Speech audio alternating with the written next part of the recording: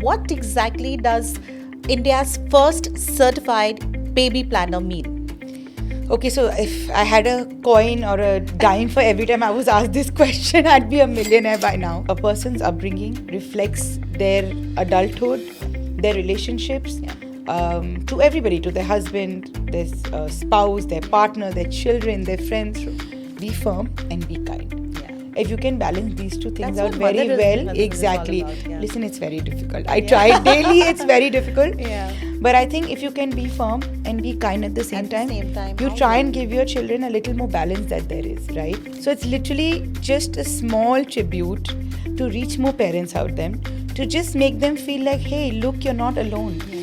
When you read this book, I promise in a few chapters, since your child and my kid are also the same age, you'll just be like, oh wow, ditto same. And that's what I want moms and dads to feel. That's what I want them to feel like. If you thought Mrs. Funny Bones was funny, you should read Sanjana Bhajanka. Wow, okay. I'm sure it's not true. She was just being a friend, but I hope it's true. So yeah, it's just to give your heart the rest for 2 minutes and just laugh it out and be proud of yourself as a mom and dad. Wow. That's my book. It's tribute. So it's a must read. It's a must read, guys. Come on. It's a must read, and I'm sure you'll really enjoy reading it and you'll love it. Things aren't that simple anymore. And nobody's to be blamed because life has just gone so fast with everything, with the amount of knowledge, the amount of research, exposure, technology. You tell me a 2-year-old knows how to use an iPad today. Yeah.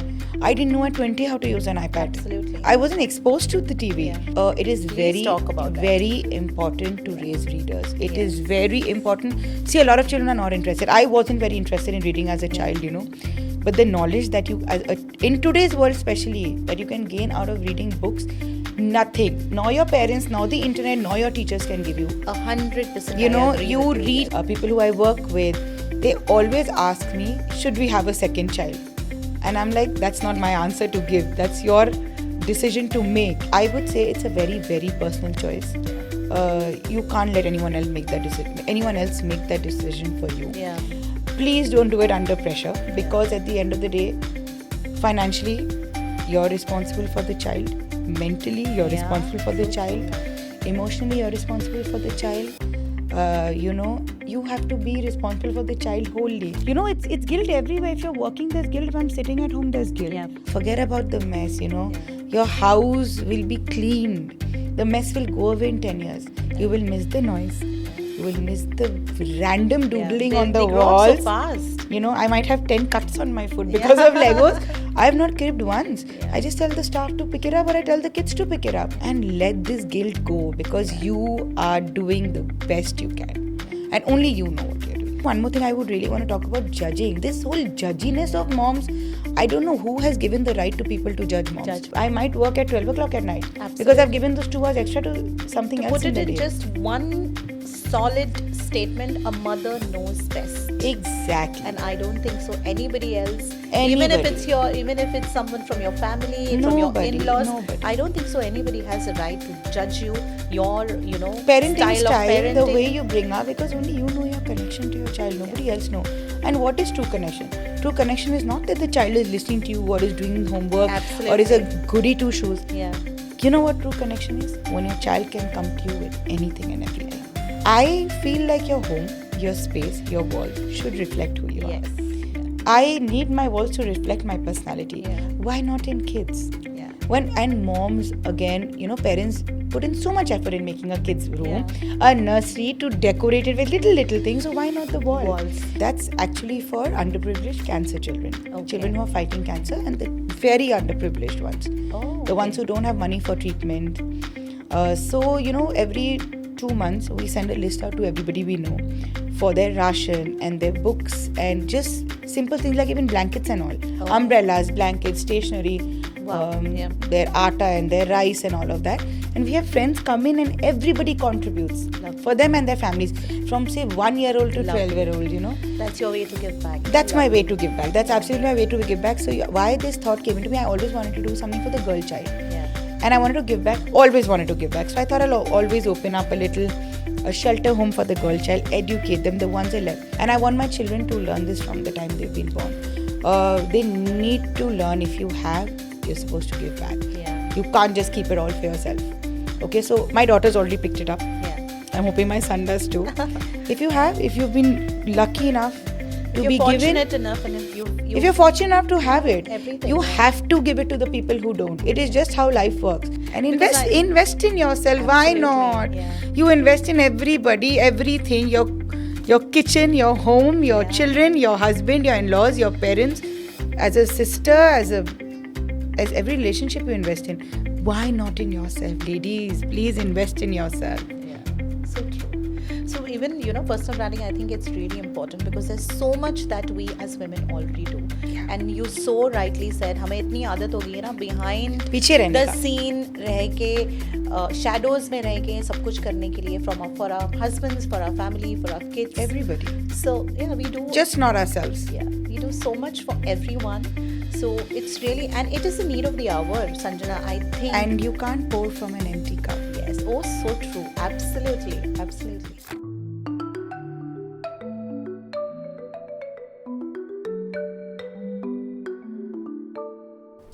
Hi, Sanjana. How lovely to have you on the podcast for Women Icons of India. Thank you so much for coming. Hi, Rupali, and thank you so much for inviting me. It's an honor to be here. Thank you so much. Such a pleasure. So, Sanjana, when you told me that, you are India's first certified baby planner, it is something so interesting, and I really wanted to know, what exactly does India's first certified baby planner mean?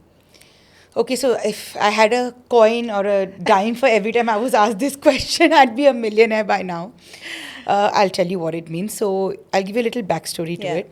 After I had my daughter, I realized, during my pregnancy, my first pregnancy, and after that, moms, first-time moms especially, are so clueless about what to do during their pregnancy, especially the ones who don't have an extended family or, don't want to follow what our, grandparents had followed. So I wanted to help out moms, Then I started looking for these courses online, and I came across this course in California by the International Parenting and Health Institute, Okay. They have a baby planner certification. They have a lot more. They have lactation, they have health, food and feeding and everything. But this I had not heard of. Okay. And I went through it. And it was basically a course where you help moms and parents through their journey of pregnancy and just after post-pregnancy, which is the 4th trimester also, postpartum, but mainly during their pregnancy, So we connect with them with nutritionists, the best nutritionists, exercise people, people to do up their rooms, baby proofing, anything that they need. What I personally look into when people are pregnant is their journey to becoming parents and how to prepare their home before the baby's arrival. Wow, I was just about to say the entire pregnancy journey is something that you, cater to. We do. We handhold them, But my main role, after we connect them to all the experts, I take sessions on how to prepare your home. So basically, we run through everything that you need for the house, for yourself, for the baby, for the father, for the mother in the hospital. After the baby arrives, 6 months after the baby is happening, in the weaning process, we run through everything. We do 2 or 3 sessions, depending on how long the mom can actually sit through a session. So I don't like to pull it more than 45 minutes a session. We discuss everything. And even after that, till the baby is born, I'm constantly on touch with them on WhatsApp. Everything they need to buy, the nursery, how they need to prepare if they are co-sleeping or if they're keeping the baby in the nursery, just help out with even after pregnancy, when they come home, what they need. So I have one client, my recent client, every 3-4 days she'll message me, Acha, I'm buying this, tell me should I get it or not, because we go through the whole list together. We sit and go through I have this 45-50 page PDF. We go through it and it's quite overwhelming to say so for a first time mom. Also when you're a first time mom, you get advice from, say, 200 people. Yes, absolutely. And very contradictory advice, very different advice. I keep it simple. I keep it very, to the point with the moms. I tell them, Dekhi, you can buy 100 things, but you don't need 100 things. You need those 20 things. Keep those 20 things that are ready. Once the baby comes in, after a month, you can slowly get the other things. People tend to just get everything and keep them, or buy the things that they don't require. And somehow they miss out things. Once you've just had the baby, you're not going to go coordinating things, what you need, what the baby needs. Yeah. So we just sort everything out for you. Wow. It's like a parenting expert. It is. Basically. More like a maternity concierge, to say so. Yes, absolutely. So we help them out there. And, I was doing one-on-one sessions. We started doing group sessions as well. And people were very happy with, the whole thing, because they just had some expert guidance. Yeah. On how to go forward, because they are really lost. Moms are so overwhelmed. Yes. Especially the ones who maybe have come from another city. You don't have too much of family, too many friends in the city. They need somebody to guide them. They just feel scared, right? Yeah. So just someone having your back is Yes. what is So how required. often do these sessions happen? It's on a very personal level. The moms get in touch with us. Whenever they are free, we try to finish the sessions within a month. So after that, we give them a month or so to get their thoughts together. And prepare. And then we are constantly in touch till they don't have the baby. Wow. So a Okay. client of mine is just due next month. Okay. So she's just buying the last few things now. So I told her, even once you have the baby in the hospital, just drop me a message. Let me know if you need anything. We always have experts to help them out there. If you want help with lactation, if you want, once you go home, you want just how to feed the baby and all of that, we have experts. Yeah. We guide them. So you think this particular concept of being a baby planner professionally, it is something new in India? Oh, very new. I'm the only one. I don't think there's going to be a second one. I highly doubt there's going to be a second one. Yeah. But what I did, I wanted to take this one step forward, right? I wanted to help more moms. Yeah. I was doing one-on-one, but that was not giving me the satisfaction of helping everybody. So I started making content on Instagram. Okay. And while I was making pregnancy content and a lot of post-pregnancy content, I got into the parenting space as well. Yeah. And then I started making parenting content as well, which started, people started loving it. Yes. Loving it, relating to it, liking it. I always had a message saying, oh, me too, us too. Wow, it's so relatable, Yeah. So then I started getting more into parenting. Yeah. In fact, I remember I made a reel about, very small, random reel about postpartum depression in men as well, in fathers. Wow. And Okay. it's something We that don't happens. talk In a about very that small at all. percentage Yeah. of men, but it Yeah. happens. Yeah.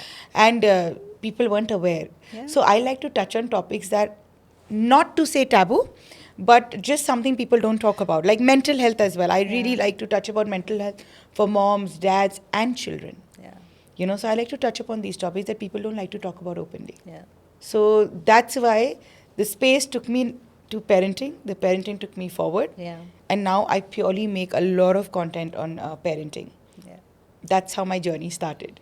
So Sanjana, let's go back to your childhood. Now that you're in a space of, being India's first certified baby planner, how has your childhood been? How has your upbringing changed or, kind of framed your perception on parenting? Okay, so Rupali, this is universal. A person's upbringing reflects their adulthood, their relationships, to everybody, to their husband, their spouse, their partner, their children, their friends. True. So I think upbringing is a very, very important role that plays in the way it shapes a person. And when it comes to parenting, I think mine has really impacted my parenting as well. So during my childhood, my dad, to say more, mom was very chill. She's still chill.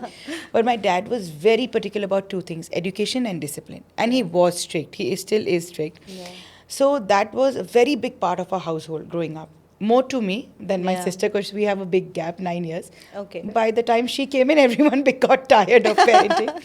But still, discipline and education were very, very two important aspects in my household growing up. And we were not a joint family, not a big family. We were a very nuclear family, just my parents and me and my sister. And she came along 9 years after me.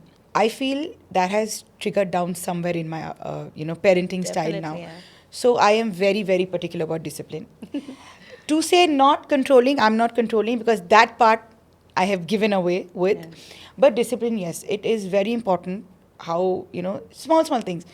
The timings my children have meals at, homework should be done in time. Bedtime should be adhered to, which Not I'm compromised. struggling with at this point, because no one wants to go to bed early. And I do tend to, bring up my children with a little bit of discipline. Okay. So to say that it is very important to me in my household. It is, a discipline is Having said that, I am also a very chill mom when it has to be. Education is important. Maybe not so much as it was for my parents, the way we were brought up, but it is important for me as well. Having said that, again, extra curriculum is as important. A sports or a public speaking or a something that you like doing, art and craft, dancing, is equally important to me when it comes to parenting my way. So my kids have the freedom to choose what they like, to do what they like. If they excel in something, to take it forward, and I will push them till I have to. So yes, but having said all of that, discipline has been a very big part of my childhood and as a parent as well. So I don't allow TV with meals. Okay. Unless it's a Sunday or somebody's sick in my house. I'm very particular that you can't be watching the screen while you're having a meal. So these things I am particular about. I think it's good for the child because it sets boundaries. Yes. I follow two things now in my parenting. If you want to see it, largely two things. Firmness, like be firm and be kind. Yeah. If you can balance these two things That's out very well, exactly. Listen, it's very difficult. I try daily, it's very difficult. Yeah. But I think if you can be firm and be kind at the same time, you try and give your children a little more balance that there is, right? So set boundaries. I'm not saying I allow a lot of things. I allow a lot of things that maybe other moms wouldn't allow. I play with them like I'm a 2-year-old or an 8-year-old. I do play with them like that, But I set very clear boundaries with my children. At the same time, they know they can come to me with any problem whatsoever. I can harp on this every day with them. If the day feels difficult, come to me. If you're upset about something, come to me. If you made a mistake, you definitely come to me. Yeah. We will sort it out together. The mistake could be as simple as spilling milk or as big as hurting somebody, in school or in your peers group. You have to come to me at the end of the day. I promise. At that time, I might get angry for 5 minutes, but I will not say anything. And I have promised my children that no matter what they come to me with, we are going to sort it out together. I don't know if that comes from my childhood, but that is something I have made very strong in my household with my children. Yeah. Sanjana, you said two things which have touched me so deeply. One is you said that what you took from your father is your father was very particular about discipline and education. Yes. And this is exactly what my mom was particular about. There's so much, you were so right. Our childhood actually frames us in, the kind of person that we become. It does. It definitely does. Absolutely. So my mom was very particular about discipline and education. And the second thing that touched me is you said, the kind of mother that you are firm. At the same time, you're very kind. That is exactly the kind of mother I think I am. That when there is time, when the time is, I am very firm and I am kind of, I stand up on, I am very strict or firm, you can say. Firm. But at the same time, I'm really kind as well. So I think we mothers have to be a blend of both. It has to be a balance. You can't be that strict in today's world. Kids are not going to listen. Yeah. So, because my daughter's 8.5 now, and she still comes and tells me every little thing. I love it. I love it because I feel like she has to have the freedom from my end to talk to me about everything. Good, bad, ugly. So true. I'm there. I'm supposed to be her safe space, her pillar of strength. I don't want her to go to anybody else till the time she can, and she should come to me. Lovely. Yeah. That's how I want it, and I want to bring up my children with a lot of kindness because, you are bringing up the next generation. They have to have that compassion and kindness in the heart for everybody else. Yeah. So that's the kind of mom I hope and like to be. And I also think that today's parents, this generation of parents, is more considerate. They are. Don't you think? They are more considerate about. They are more mindful. Absolutely. They are more mindful about how they're bringing up their children. Whether it comes, it's food habits, or screen time to say so, or who they are meeting, sleepovers at their friends' houses. Absolutely. They're very mindful about what their children are doing. Very involved in their kids. You could be a working mom, but you still micromanage everything from behind the scenes. Yeah. So Sanjana, let's talk about your book, Parenting Unplugged. I really want to know what inspired you to write this book, and how is this book different from the other parenting books that are available? Firstly, thank you for introducing my book today here. I'm grateful. Pleasure. And that's my book, Parenting Unplugged. This is actually a small love letter to all the parents out there, moms and dads. Just to tell them that we aren't raising perfect children, but we are raising real ones. Yeah. So it's actually a funny book, Rupali. You should read it. Yeah. It's a funny book. It's my tribute to the parents out there to just make them feel a little less alone, a little less scared about bringing their children up. You know, nowadays everyone is so paranoid about bringing their children up. And a lot of moms, I know this personally, a lot of moms feel like they are messing up all the time. Yeah. I do too. I mess up also, and I feel like I mess up. Yeah. But moms do feel that. And it's just a funny book. I've got a lot of my mistakes in this also. Okay. A lot of things I'm proud of that my children have done or I have done for them. It's a funny book. Yeah. It's a short read. You can hide in your bathroom and read it and you'll be done in 2 hours. Wow. Or you are on a 2-hour flight, you can read it. So it's literally just a small tribute to reach more parents out there, to just make them feel like, hey, look, you're not alone. Yeah. When you read this book, I promise in a few chapters, since your child and my kid are also the same age, you'll just be like, oh, wow, ditto, same. And that's what I want moms and dads to feel. That's what I want them to feel like, okay, we've done this, we've been there, we've done that, and it's fine. It's fine to mess up. It's fine to make mistakes. We aren't alone. We are not supposed to raise the next... we're not raising God or anybody. Yeah. And we're not raising perfect children. You cannot raise perfect children. We are not perfect. Our kids are not going to be perfect. You're just raising good, kind, compassionate children. Real children for the next generation. Like the next generation. Yeah. And that's it. You're just making sure that you don't mess up enough to, make good human beings. Yeah. That's about it. Wow. I think that's what's important at the end of the day. Yeah. So it's a little laugh. I wrote it between spilled milk and tantrums and sleepless nights and kids on my head. And I completed it because I wanted to bring this out, this book out in the world. You basically are taking the parenting pressure off. Totally, off everybody. Because I tell you, I give a lot of gyan on Instagram. Yeah. And that sometimes is serious gyan also. I want to just get away with that for a teeny beeny bit. Yeah. Like just a couple of months I sat down. I wrote this. It's funny. You relate to it. It's you laugh through the book, So I had a friend who wrote to me, just finished the nanny chapter, couldn't stop laughing. Okay. And then, there's another friend who wrote to me on Instagram saying that if you thought Mrs. Funny Bones was funny, you should read Sanjana Bhajanka. Wow. Okay. I'm sure it's not true. She was just being a friend, but I hope it's true. So yeah, it's just to give your heart the rest for 2 minutes and just laugh it out and be proud of yourself as a mom and dad. Wow. That's my book. It's tribute. So it's a must read. It's a must read, guys. Come on. It's a must read and I'm sure you'll really enjoy reading it and you'll love it because it's not going to overwhelm you at all. I'm not giving you any gyan in this book either. It's just a part of my journey and a part of yours too. So Sanjana, let's talk about modern parenting, especially in today's fast-paced world. Everybody is in a hurry. Everybody has 100 things to do. And what do you think modern parenting is in today's fast-paced world? And according to you, what are the mistakes that parents are making? Parenting has changed a lot over the last 30, 40 years. And everybody knows this, Life wasn't this busy earlier. Parents had time. They had patience to say it all. True. They had time, they had patience. It wasn't so tedious. You didn't have internet. You didn't have technology. आपके grandparents बोलते कि okay, the child has got a cough, cold, काढ़ा पिला के, you make काढ़ा and give it, rub some sarso tel under the foot and it's fine. Yes. But today, it's an extreme sport, parenting. It's an extreme sport. It has changed. Everyone's become more mindful, to say so. Everyone's become more mindful. We know what we are feeding the children. We know, So like, would you hear our parents saying, before one, don't give salt and sugar? I am still trolled for it by my parents and my in-laws all the time.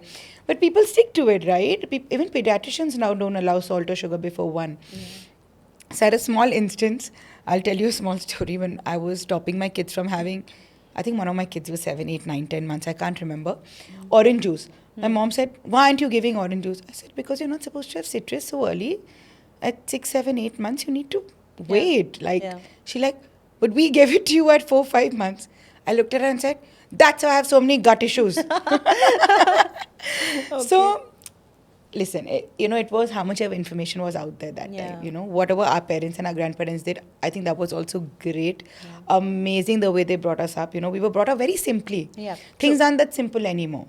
And nobody is to be blamed because life has just gone so fast with everything, with the amount of knowledge, the amount of research, exposure, technology. You tell me a 2-year-old knows how to use an iPad today. I didn't know at 20 how to use an iPad. Absolutely. I wasn't exposed to the TV. I mean, my kids can just put on Netflix and YouTube as if it's the back of their hand, like that. The world simple. has changed. And not only that, forget parents. Schools are using technology for everything. I wouldn't say it's wrong. I wouldn't say it's right. You have to just keep up to change. Change is the only constant. Walk with the times. And it's not wrong at all, because if life is going that fast, our kids have to step up and, you have to be a part. Don't be a part of the rat race, but you need to know the basics as well, right? So school is using, all schools now have these big tabs that they teach on, and homework comes and kids have to research on Google. Okay, so kids have to research, they have to use it. I can't tell my daughter that, oh, I'm sorry, I'm not going to give you Google and you don't research and go to school, when all your peers are doing that. She has to learn as well. So I think it's become very different, and everyone's in a hurry. Everyone's in a hurry to teach their children everything. I think people can just take a pause and be present for 5 minutes, just be present with your children and teach them what we did, hopscotch. And we played these weird games with marbles. And we just went to the garden with a bat and ball and played with anything, get them out. Make sure your children get out of the house a bit. Every day, at least half an hour of open space, open air, the park, or even downstairs in your building. Just give them a cycle. Those things are very important, and I think everyone's forgotten that. I tried to the best of my ability, but it doesn't happen every day, I'll be honest. But it is important. It is important to just get all the screens away from them.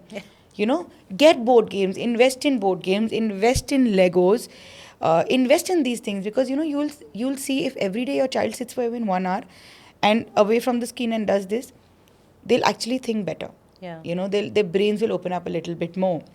And let them get bored. To be honest, let them get bored. I so believe in That this. is something very important that parents don't understand. It's okay अगर bore हो रहा है बच्चा, कुछ करने के लिए नहीं है, कुछ नहीं कर रही है, स्क्रीन नहीं है, even if the child is not playing, कुछ नहीं, and just sitting, the child is just hanging from the rope, also it's fine. Let them get bored, because that is important, because what I have seen, it enhances critical thinking. You asked me something with mistake, right? A question with what are the mistakes that parents Two are things doing? I've seen.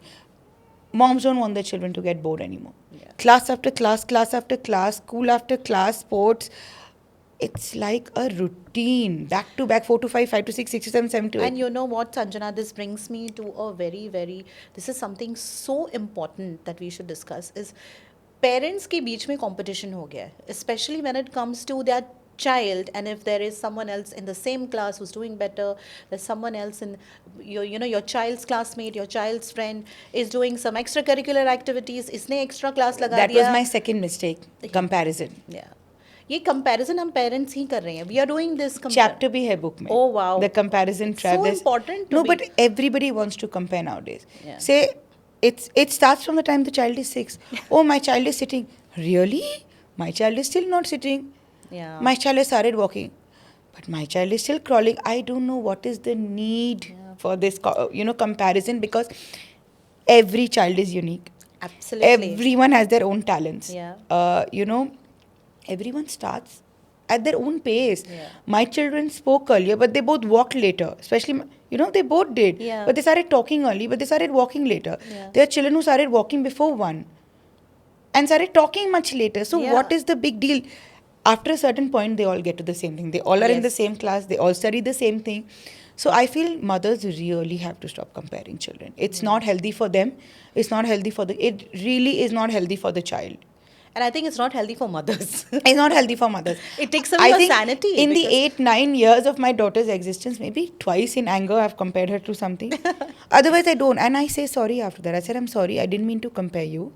Or even use that language with you, It's very important to apologize. Absolutely. Again, which I don't think our grandparents did, right? It's very important. When I make a mistake with my children, when I scream at them, I feel like I've crossed a line. in my anger or something, I am the first one to go and apologize. I will sit them down. I will get to their level. I will say, I'm sorry. My bad totally, maybe I was having a bad day or something, but I will apologize, and not once, not twice, at least 3-4 times. Sanjana, this reminds me. In a day, at least 50 बार तो thank you बोलती हूँ. Okay, thank you, beta. Thank you, bacha. Thank you. We do it, but it's important because that's what you want to teach them. You want to teach their empathy. You want to teach your children that it's okay to make mistakes, but own up for your own mistakes. This is what parents, I think, sometimes forget to teach their children. That, they try to hide their mistakes under the carpet. I'm not saying you go and talk about your child's mistake in public. Never do that. Never scream at your child in front of a third, fourth person. If you feel the child is make a mistake, firmly just, your children know your signs or eyes well. Yes. Take her or him to the other room and talk to them about it. Talk to them firmly, calmly, but talk to them. In private. In private. Tell them. And everyone learns from mistakes, Rupali. We all make mistakes. I learn from all my mistakes. Absolutely. I make 1,000 mistakes a year. But when you make your mistakes, please apologize. That's how you teach the child that they are owning up to their own mistakes. And it's okay to make mistakes. If you don't make a mistake, you're not going to learn from it. And if you don't learn, you will never go to the next step. So this is what I think modern parenting is today's world. Parents are really well informed, really mindful, but they make those mistakes. And you're so absolutely right. Parenting when we were kids was a world different, and Absolutely. What parents are today, it's an entire shift. It's a different world. I had one toy, 2 toys. My children have about 150 toys. The whole of the Hamley store is in my house. But it's very different because I want to, I know people say don't get too many toys. I also say it, by the way. But and they play with that one thing only. Or they play with the remote. Or the TV, AC remote, or the TV, especially the younger ones. Or that one rubbish cardboard that is there. But I want to bring those toys to my house. I want to have board games. One thing I couldn't specify, I can't, I really want to pay emphasis on books, Oh, wow. It is very important to raise readers. It is very important. See, a lot of children are not interested. I wasn't very interested in reading as a child, But the knowledge that you, in today's world especially, that you can gain out of reading books, nothing. Nor your parents, nor the internet, nor your teachers can give you. 100%. You reach places with books. You get different experiences with books, I want my child to read a book and go into it. Think about it. If she's reading a book on, recently she's been reading a book on fairies and vampires, her age appropriate. I think it was the Isadora Moon series or something. Now she's reading one of the Diary of a Wimpy Kid or something. She gets into it. Earlier she wouldn't read so much. It's just in the last 6 months I've seen this shift. That's why I don't stop her from sleep. I let her sleep a little late because she gets into her book. And I'm like, I'm not going to stop reading. If you're playing, I'm going to stop it. And you have to sleep. If you're reading, you read. Read for an hour. Even if you're getting late to bed, read. For me, it's very important that my children read because the knowledge that you gain out of books, there is no other platform in the world that can give you that kind of knowledge. So true. So I as a parent, I really focus on my children reading. Both, the one who's 2 and the one who's 8. She can read on her own now, of course. We sit with him with books every day. Anybody, it can be anybody. It can be me, my husband, my daughter, my nannies, my grandparents. But he loves reading as well. He loves his books. And that is the one thing I do not stop my children from buying is books. Were you also an avid reader? No, or no? I wasn't. You wasn't, Hence, I want them to be one. I know what I missed in life when I didn't read as much I should have. I really want them to own libraries. The whole room should be a library. Wow. And at any given point, if you're upset or... I'll give a very small example. This happened last night. My daughter was very upset with me. Something she got upset about in the house. She just told me one thing at 9:15. Just give me my book. And I don't want anything else now. Just let me be and give me my book. I was upset that I was asked to leave the room. But I was so proud internally that she found her peace in that book. She was absolutely fine in 10 minutes. And she's just 8.5. Yeah. In 10 minutes, one of us went back to her room or she came to say goodnight. She was perfect. She had forgotten she had a little thing with her brother who's 2. So she was upset because of him. And there's nothing I could do about a 2-year-old, right? I can't explain to him why she's upset. Wow. But she just told me, let me be right now, Mama. Just give me my book and let me be for 10 minutes. I respected what she wanted. I left the room. I gave her her book. I promise you, Rupali, within 10 minutes, her mood was okay. She forgot about everything. So that's what I want parents to do. It's just put that much emphasis on a book. But there are certain children who are not going to want to read, and it's okay. You don't push them. Then every then child they has have a different, something else. They'll have something else that they they'll confide find something in. else. Correct. It could be art. They might want to draw. Yes. So a lot of times I've told parents that art can be an expression of your emotions. You have to talk about your emotions. Different kind of emotions with your children from the time they're 1.5, 2. So if your child is very angry, upset about something, having a tantrum, make a little art corner. Give them crayons, give them a paper. Just say, draw whatever you're feeling. Art. It doesn't have to be books. It can be art. It can be music. For me, it's music. For me, it's music. For me, it's music. It's music. It can be dance. Yeah. It can be a sport. There has to be some outlet that your child has to be given when they are upset to take out their feelings. Absolutely. This reminds me of my niece. She's going to be 12 soon. And, my sister keeps telling me कि ये drawing करती है ना, तो she gets lost. For 2 to 3 to 4 hours, she keeps sketching and she's very good at it. At her age. For her age, she's really good at sketching and making drawings and all. So that is her safe space. That's what I'm saying. The children have to have a safe space. Moms are always the safe space. Especially when they come back from school. They want that mom around. They want one parent around. I try to make sure I'm home when my older one is from school. At least younger one is young. I make sure I'm home. So I never ask her first, how was your day? My first thing to her is a big hug we give each other, like we've met after 10 days. And I just say, I missed you. That's it. I don't want to overwhelm her that time with that question because she's already had a day in school. Because I don't think any child answers that. If we ever ask them school ke baad, it'll just be good. How was your day? Good. What happened in school? Bad. No, mine to my daughter says, Mama, I don't want to talk about it. Mine will just say good, but at that time is not the right time. I'll tell you why, because they've had 6, 7 hours, 8 hours in school. They might have had a fight with a friend. They may have not finished their homework. The teacher must have said something. They didn't like the food in school. Something has happened. That time they just want you and they don't want to talk about it. Give them half an hour. Give them half an hour to just be present. Just be present, like feel home, feel that I'm at home, I'm in my safe space now. Then they'll automatically talk to you later. And then later will be 9 p.m. when they have to go to bed. All the emotions, all life's problem will come out at 9 p.m. थोड़ी देर बाद तो अपने आप सोने के पहले, Mama, what happened today? This happened. It comes so up. before So sleeping. you give them that space, just don't overwhelm them when they come from school. Give them some space to just be themselves. So Rupali, there was one thing I wanted to touch upon. You also have one daughter, and I get a lot of questions on this on Instagram. My friends, people who I work with, they always ask me, should we have a second child? And I'm like, that's not my answer to give. That's your decision to make. So I just wanted to quickly touch upon this. So I want to tell everybody out there that don't get pressurized in having a second children, because you're the one who's going to bring up the child. Nobody else in the world brings up your children, especially like we discussed in such a fast-paced world today. We want to do everything from 0 to 100. We want to do it all. We want to micromanage. Absolutely. Moms don't like to trust leaving their children also nowadays with anybody. So don't get pressurized. I have two. I am so grateful to both my children, and they are my biggest blessings. I can't imagine life without both of them. And I wanted to. That was my personal choice. I always knew I wanted to because we are two of us, right? I always wanted to give my older one a sibling and vice versa. I wanted 2 children, regardless of what genders they were, but I wanted 2 children. So I would say it's a very, very personal choice. You can't let anyone else make that decision for you. Please don't do it under pressure, because at the end of the day, financially, you're responsible for the child.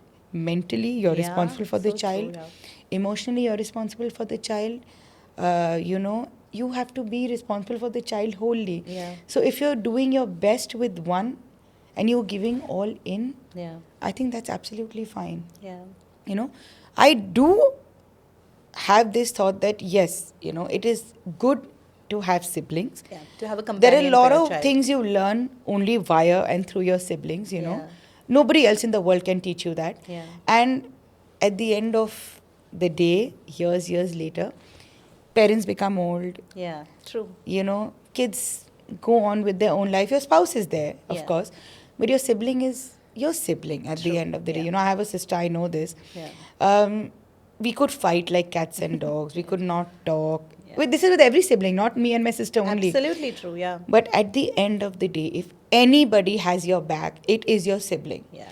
So if you can, it's great. But if not, there's no pressure. It is absolutely, I think, the parents' personal choice. You know, whether you want to have a second child or not, whether you can give that much time. Everybody is working today, Rupali. Yeah. You know, you have to compromise and sacrifice when you have children. This, it's universal. Yeah. Working, not working, working part-time, anything you do, you sacrifice and you compromise for your children. That Yeah. goes for every parent out there, Yeah. right? You're working also for your children at the end of the day. Whatever you do for your children. Yeah. So it's up to you if you have the bandwidth for that or not. So it's true. Yeah. it's absolutely a personal choice. It's nobody else's decision to make. I personally feel not even my parents or your parents or anybody's parents. Yeah. It is the husband and the wife or partners.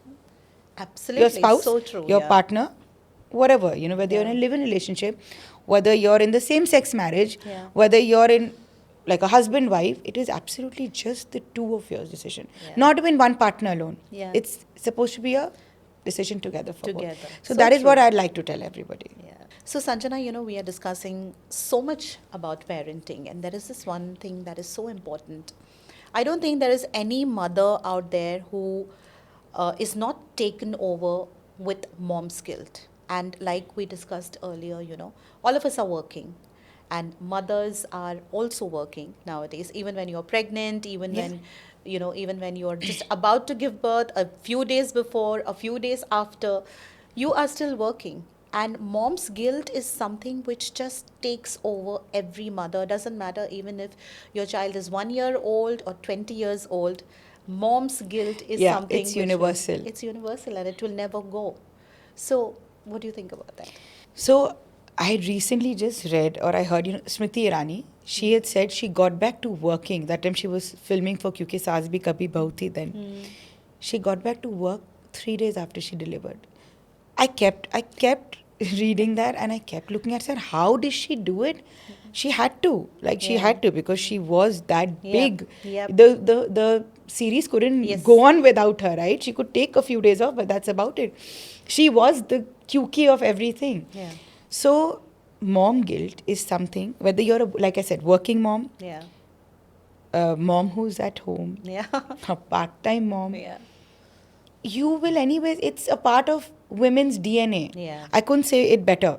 It's a part of our DNA. We are Absolutely. born with it. Yeah. Nobody teaches this to us. We Yeah. are born with it. And I really feel like somewhere we need to break the cycle. I personally feel that. Dude, I think I live in guilt half the time. Yeah. You know, if I've given an hour in the day to the kids, I'll still be guilty about No. not giving it to work. Yep. If I've given my work 2 hours extra, I'll be guilty I wasn't home for my Yeah. daughter. I mean, if I've given them an extra chocolate that day, I'll be like, oh my God, I'm spoiling their gut. Yeah. If I give them a little extra screen time, I'll be guilty about that. If I'm traveling for work, I'll be guilty about that. If I'm at home also, I'll be on my phone, I'll be guilty. It is just something that we all live with. And I Yep. just feel like, I don't know why, but it's just a part of us. And I don't think it should be because it doesn't make us any less of a mom. Yeah. It doesn't reduce our love for our children. I Yeah. think if nothing else, we love them more every day. So I don't feel why we live. It's like my little bag who goes with me everywhere. Yeah. It's that little guilt who follows me Yes. everywhere. It's like baggage for Yeah. all moms out there. So, you know, I just want to convey this to moms that we have to break this cycle. And there's nothing to feel guilty about, you know. I mean, you are working. I again yesterday read a research, Howard had done a research that working moms actually have better, their daughters actually thrive better in life. Yeah. Not having said that, not saying that the other side Understood, doesn't, yeah. but it's guilt everywhere. If you're working, there's guilt. If I'm sitting at home, there's guilt. Yeah. I've seen I have friends who work. I have friends who don't work. See it from both their perspective. Yeah. Today, if I talk from both their perspective, I have moms who admire moms who work, right? Yeah. They're like, shit, I'm home, I'm always either in the kitchen or I'm with the kid. They've lost their loss of identity is a very big thing that nobody talks about. Yeah. It is true. It is we've true. All been there. But we've Yes. had our children and Yes. we've not, we feel like you just look at yourself and you feel like a loss Yeah. of identity. Yeah. So there are moms who look at the other mom saying, shit, she's working, she's living her life, she's going out there, she's doing it all. Yeah. She doesn't see what the working mom is actually going through when she's Going not through. spending time with the Yeah. children. The guilt of leaving her children and getting out, the guilt of leaving them and traveling, the guilt of having missed PTMs and sports days, Yeah. and it's a lot. It's a lot. I'm telling Yeah. you, nobody sees that side of it, right? Yeah. Now let's take it to the other side. As a working mom, I could admire a mom who's sitting at home. Yeah. That shit, yeah, she gives the whole day to her children. She's home at meal times. She's home, All the time all with the the time. kids. She plays with them. Her children must be. Did I just compared the two, Yeah. right? Yeah. This side also there was guilt. Yeah. That side also there was guilt. It's just not leaving us. It'll never leave you. So I just feel like it has to leave us at some point because there's no reason to feel guilty. Yeah. Nobody loves my children more than I do today, and nobody knows best for their children than parents. Only you know what is best for your children, you know. So whether you're giving them 1 hour in the day or 10 hours in the day, I feel like there are so many parents who give 10 hours, out of the 10 hours, 9 hours they're on their phone. Yeah. Or they're watching TV. Yeah. What's the point? Yeah. I rather give 2 hours and put my phone aside and actually play with them. Yeah. Enjoy them. Be present. Being present is very important. Get down. I pretty much get down to their level and play with Yeah. them. I've had kids who come to my house, and even my nieces and nephews, some Yeah. nieces maybe, they say, you let us create the mess in the house everywhere. Whether it's slime, Yeah. whether it's Play-Doh, whether it's cooking something in the kitchen, whether it's dirting the table, whether it's so much as drawing and painting on a wall. Yeah. Everything is allowed in my house. Everything. Yeah. Okay? My children, everyone who comes to my house, I'll get it cleaned up. What is Yeah. the problem? But I need to give my children and my nieces and nephews and their peers the freedom to make a mess, to Yeah. enjoy the playtime, and I do it with them. Make memories. You've seen, half my clothes have gotten spoiled because of slime. Okay. My sofas are spoiled because of slime. But I let them do it. I never get angry for these things. Yeah. Because for me, it's very important that my kids have that fun with me when I'm around. Yeah. I don't want to be only when I'm around, homework karo, TV mat dekho, don't have chocolate, don't do this. No. I'm with you. I'm going to play with you. I will leave my phone. I will leave everything, and I will give you that time. I will jump with you if you Yeah. want. I will swim with you. So we have to let this guilt go away. Yeah. Especially out there when you're with the child I'm telling you, even though 1-2 hours, be present, have a meal with them. Yeah. Spill food with them. Just put foil on the table and put spaghetti on that. Yeah. I mean, just have fun. Forget about the mess, Yeah. Your house will be cleaned. The mess will go away in 10 years. Yeah. You will miss the noise. Yeah. You will miss the random doodling Yeah. on the they grow up walls. so fast. I might have 10 cuts on my foot because of Legos. I have not cribbed once. Yeah. I just tell the staff to pick it up, or I tell the kids to pick it up. Yeah. So let them create the mess, let them enjoy their childhood, and let this guilt go, because Yeah. you are doing the best you can. Yeah. And only you know what you're doing. And you said something so important. We always talk about screen time for kids. But what about our screen time when kids are around? I told Even him. that is so Last important. night I told Yeah. my husband that the screen is going into my eyes now. I don't do it around the children in the Yeah. day. I don't. You will never see me open. I open my laptop only for work. Yeah.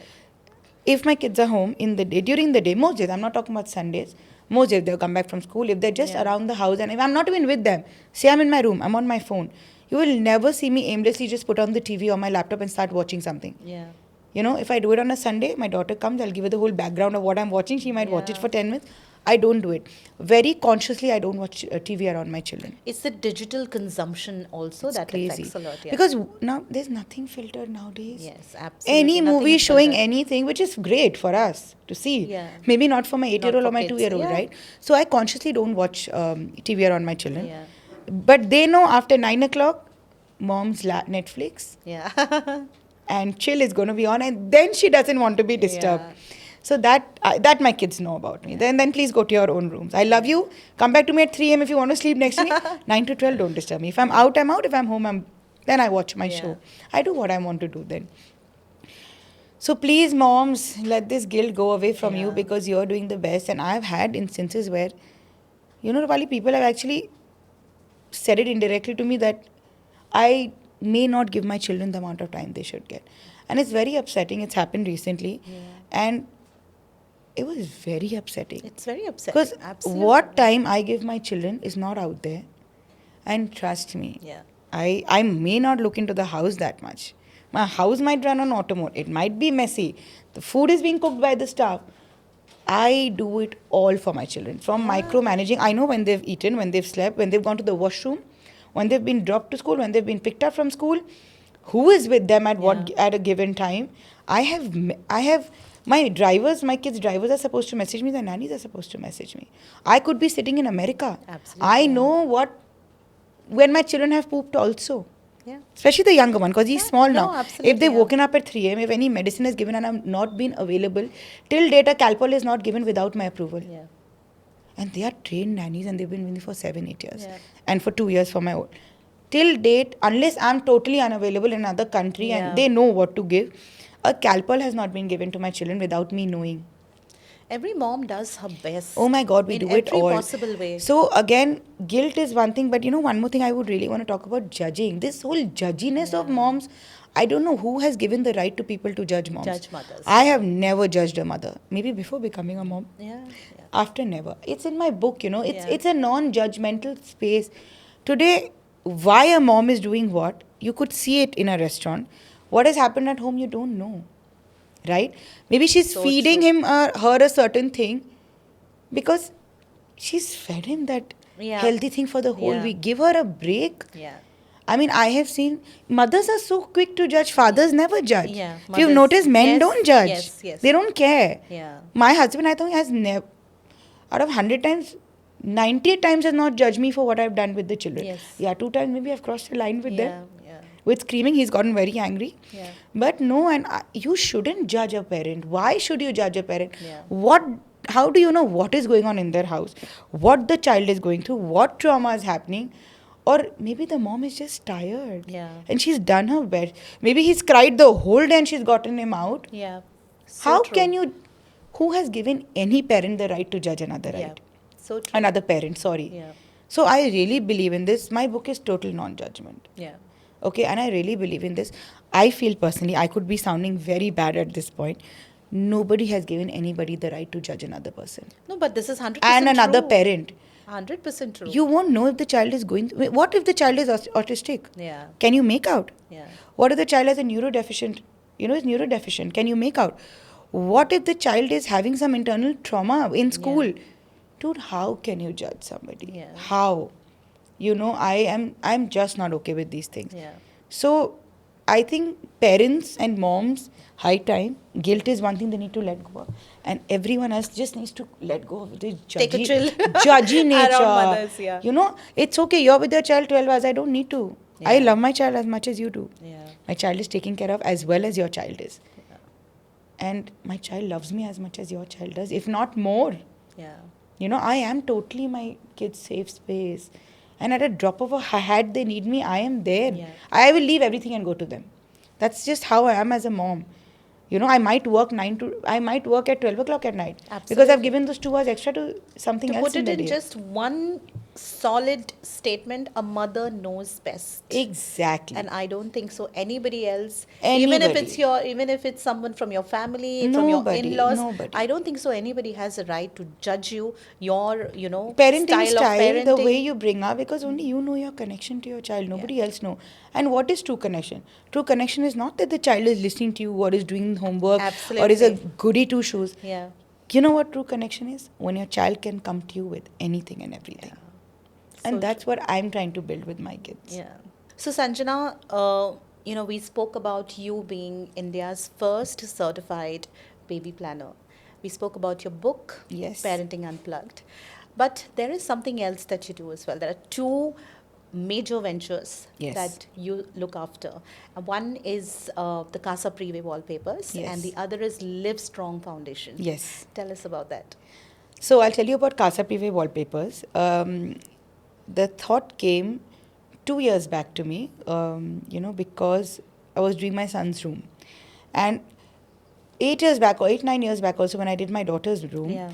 I didn't find the kind of wallpapers I was looking for. Okay. Either they were being imported, Yeah. and very few people had customized wallpapers. Yeah. Now there are a lot more brands, you Yeah. know, especially in Bombay and all. Yeah. But Calcutta didn't have that many. Maybe 1-2 brands who were doing customized wallpapers. Okay. And I feel like your home, your space, your walls should reflect who you are. Yes. Yeah. I need my walls to reflect my personality. Yeah. Why not in kids? Yeah. And moms, again, you know, parents put in so much effort in making a kid's room, Yeah. a nursery, to decorate it with little things. So why not the wall? Walls. So true. that's when I said, because my daughter's wall I imported 9 years back. Okay. My son's, we got it from Bombay. Okay. Okay. So I said, no, there is a gap Yeah. somewhere here, and Yeah. I need to fill in that gap. So I said, why not start doing customized, bespoke wallpapers for children's spaces? Okay. I said, we'll target all sorts of children's spaces. And, you know, in fact, when we started Only Kids, we had this little part called inclusivity in it. Okay. You know, just for the kids who have, I won't say disability at all, you know. I'm finding lack of better words. But I'll explain to you. Say a child has a hearing aid, or a baby has freckles, or, you know, girl has very curly hair, or braces, Yeah. you know, anything. We would like to include that in the wallpaper. Say we'll make a bunny with chashma. Oh, lovely. You know how sometimes they are bullied I in know. school, right? Yeah. So, you know, it's like, say a child has specs and she wants, you know, you want the wall to reflect her personality. Yeah. We'll make a big bunny with specs. How Or we'll give a little doll freckles. Yeah. You know, the space should reflect the child's personality. Yeah. The child should feel loved and safe in that space. Yeah. That's why I started Casa Prive Wallpapers. Okay. I'm the co-founder. I have a partner Okay. who's fabulous because she does all the designing. Okay. I do the rest of the aspects of the business. And we're just opening our studio next week. Oh, lovely. So if you're in Calcutta, Congratulations. thank you. I'd love to host you there. It's small, but it's cute. So we did that. And when we started doing that, our designs were really loved. And people started coming to us for the adult spaces, like Yeah. lounges and bedrooms and closets also. Okay. You know, box rooms and all. Yeah. So then said, why not? If there is demand for customized wallpaper, why not? We started doing that. Yeah. Then slowly we did a villa in Alibag. We did a salon in Delhi. We did an influencer's house in Bombay. Okay. And we said, that's it. This goes full on with us, for us. And we never looked back. And we slowly building our business, you know. I love what I do. I love doing up people's spaces that reflect, you know, their whole aspect, their warmth, their personality. You know, home is where the heart Yes. is. Yeah. So I love it. Yeah. It's something I enjoy doing as well. The way I enjoy doing parenting, Yeah. I love doing this as well. I like dressing up people's homes. Yeah. And I love the look on their faces when the wall actually goes up. Yeah. Especially kids' walls. You know, when the parents see it Yeah. go up, and the kids. I've had a 3-year-old send me this whole long message about her room. Oh, There's a wow, castle yeah. with 7 horses pulling a carriage and a little princess. You know, just the look on their faces. Yeah. I live for that. I love making people happy. Yeah. So that's why Casa Prive Wallpaper came. We are looking to expand now. We've started doing pan-India. Okay. On and upwards from here, Yeah. hopefully. Yeah. And you asked me about Livestrong Livestrong, Foundation. yes. That's an NGO that I run. I have a partner there as well. Okay. She mostly looks into the day-to-day activities. I'm more of a silent partner. Okay. But I do. Of course, I know everything going on and I contribute, you know, with things, with fundraising and the bigger aspects of it Okay. also. That's actually for underprivileged cancer children. Okay. Children who are fighting cancer and the very underprivileged ones. Oh, The ones okay. who don't have money for treatment. So, you know, every 2 months we send a list out to everybody we know for their ration and their books and just simple things like even blankets and all. Oh. Umbrellas, blankets, stationery, Wow, yeah. their atta and their rice and all of that. And we have friends come in and everybody contributes Lovely. for them and their families. Because some of them are so underprivileged, they stay next to Tata Medical in Calcutta itself. Okay. You know, so we provide for them there. You know, the monthly, even the parents, for their parents and Yeah. all. They're very small children, from say 1-year-old to Lovely. 12-year-old, you know. That's your way to give back. That's my way Lovely. to give back. That's absolutely my way to give back. So why this thought came into me, I always wanted to do something for the girl child. Yeah. And I wanted to give back, always wanted to give back. So I thought I'll always open up a shelter home for the girl child, educate them, the ones that left. Some of this proposition came to me by a friend. Okay. And I said, let's start it. and we'll go on to that. Once this is successful, we take on another vertical of maybe Yeah. the girl child. So we started with this because she had very good connects with Tata Medical and all. And my mom has had cancer also. She has. Okay. So I said, why not? Let's help people out. I anyways wanted to give in. Let's start with this and let's take it up further when it Yeah. grows to all other children, Yeah. to educate them. See, with these children, I can't educate them too much because the problem is whatever money comes in has to first go into their treatment. It goes into either chemotherapy or Okay. radiation or just to sustain their house. Livelihoods. Education is not on top priority here for them. Okay. You know, we can't do a lot of outdoor activities for them because they won't be allowed because they catch sickness very easily. You know, Right. their Yeah. immunity is very less. So, can't do that as well. So we can just support the way we can with fundraising and Correct. at least providing them monthly things they need to sustain, you know, well. Yeah. So that's what we do. I'm hoping to take this big and beyond with a lot of help of other people. Yeah. And eventually, you know, start a little shelter home for my Lovely. Yeah. for girl children because Yeah. that is very close to my heart.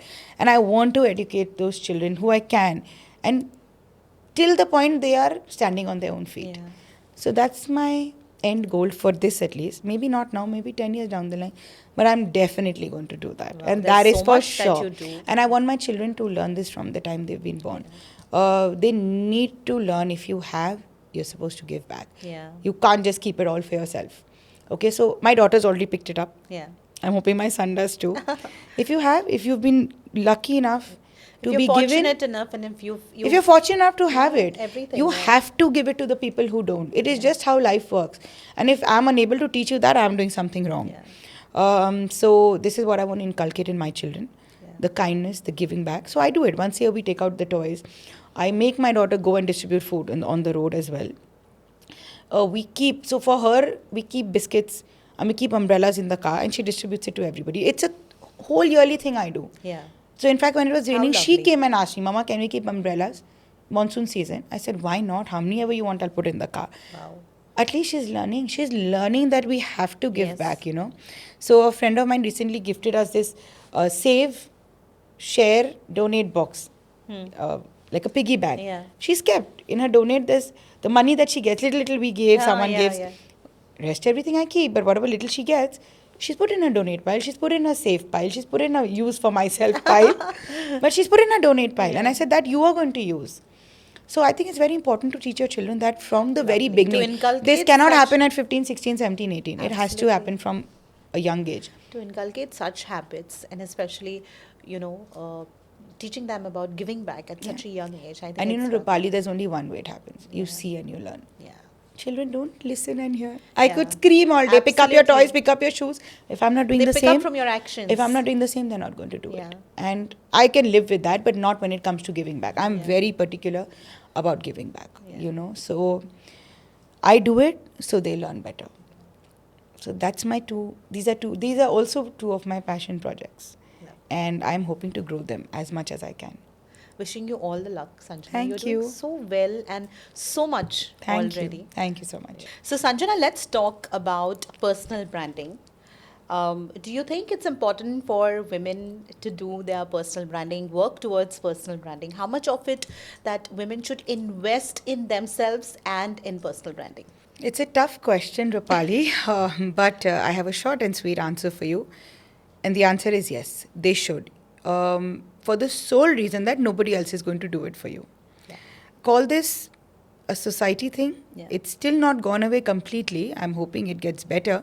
Men will always be pushed to do their best. Yeah. Go give speeches and get on TV channels. And, you know, if you're doing that well or if you're doing well, Yeah. you're making an impact.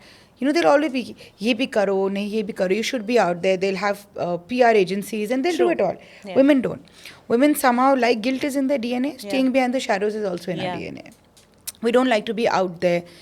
We feel like, okay, we are doing it, it's okay, but I think it's very important. Yeah. How do you get your story to people if So true. Yeah. if you're not going to talk about it and you're the only one who's going to talk about Talk it, you know? about Families are a lot more supportive now. They all are. All families are supportive of women working and getting out of the house. But still, you need to push yourself yourself only. Yeah. आपको कोई push नहीं करने वाला. No one's going to go out of the way to, your spouse might, your parents might, your in-laws might, but that's about it. Yeah. That will also come with some conditions at the end of the day. So personal branding is important for you. It's solely for you. You know, get out of the shadows and invest in yourself. Why Absolutely, not? yeah. You invest in everybody, everything, your kitchen, your home, your children, your husband, your in-laws, your parents, as a sister, as every relationship you invest in.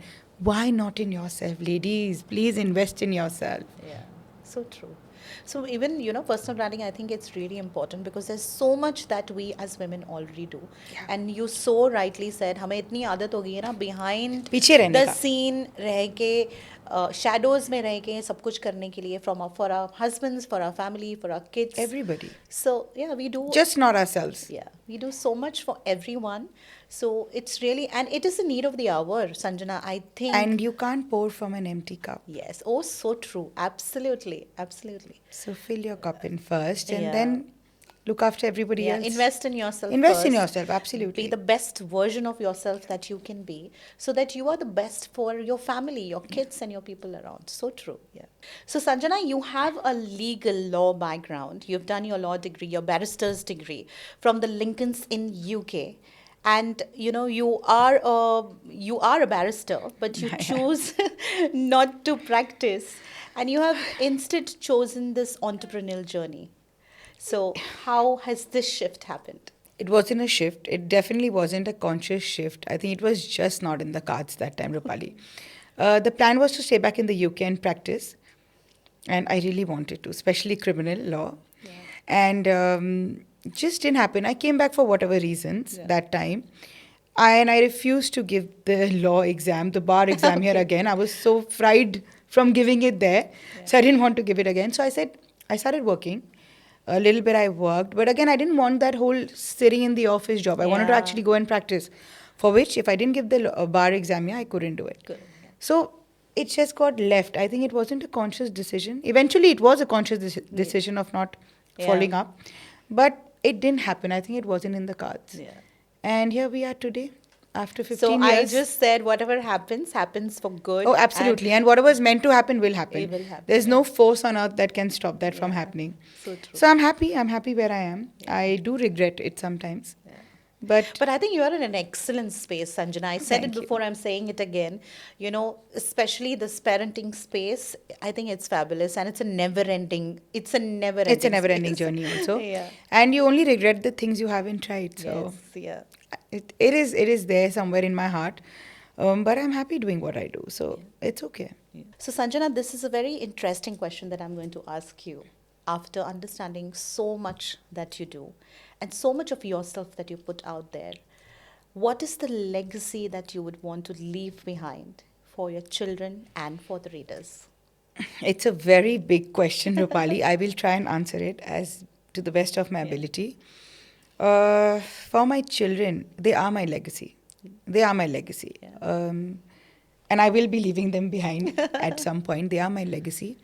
I just want them to know that being good human beings it's very important. Integrity is very important for me as a parent. Yeah.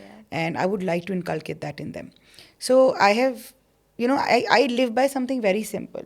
No one's going to remember you by what you wore, car you drove, the bag, the jewelry, but they will remember how you made them feel, how you treated them. Yes.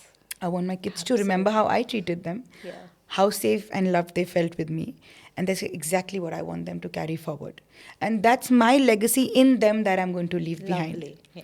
And for my readers, it's presence over perfection any day. You don't have to be a perfect mom or a perfect dad, but you have to be a present parent. Yeah. It is very important to be a present parent. You don't have to be perfect. Please show up in a messy bun and torn clothes and 200 mail spending, it's fine. But be present. Please be present with your children when you are. So that's what I'd like to leave behind for my readers. Lovely.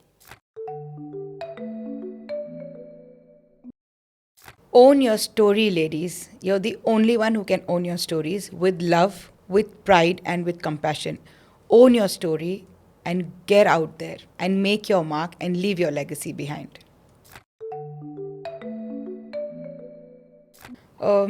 I think Women Icons of India is doing an absolutely fabulous job in celebrating women, their achievements in their own fields.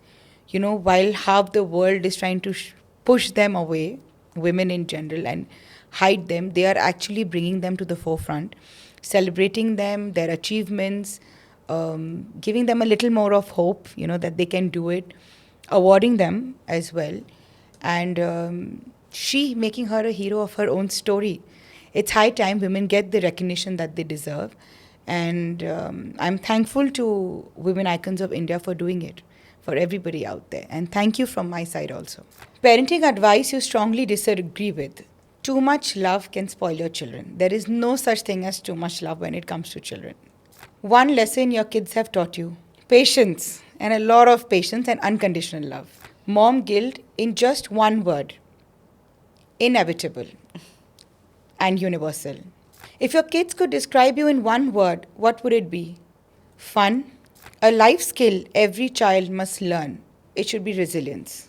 Baby planner in one powerful line: I, me, myself. One thing people always misunderstand about baby planning: that you're supposed to come to me before conception. Please don't, guys. I don't help there. Come to me after conception. One line from your book that truly defines you. So chapter 10 has this quote that I had read somewhere, and it's in the book. It says, one day your children will be sitting across somebody and you will be telling them how it was to be raised by you. Make it a story worth talking about. What's tougher, motherhood or entrepreneurship? Motherhood, hands down. Which is worse, a controlling parent or an absent parent? Both equally bad. Is motherhood a woman's choice or a society's expectation? It should only be a mother's choice and not society's expectations at all. Should parents prioritize kids over marriage or the other way around? Happy parents equals happy children. What's the best advice you've ever received? I'm still waiting for that advice. Is there a life mantra you live by? Yes, and it's kindness, and nothing more than kindness. Legacy or impact, which matters more to you? Impact, because that's the true legacy you actually leave behind.